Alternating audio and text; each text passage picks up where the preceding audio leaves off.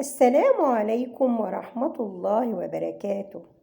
أحبتي في الله، سوف نعيش اليوم مع آية من آيات الذكر الحكيم، هي قول الله عز وجل: والله غالب على أمره ولكن أكثر الناس لا يعلمون.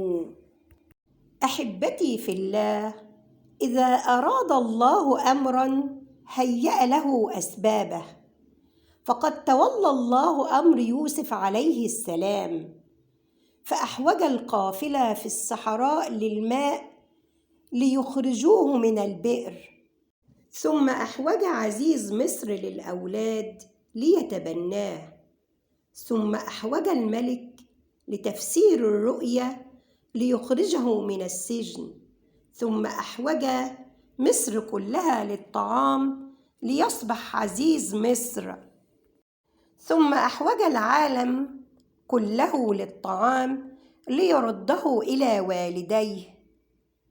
أعلم أن الله عز وجل إذا تولى أمر هيأ لك كل أسباب السعادة وأنت لا تشعر.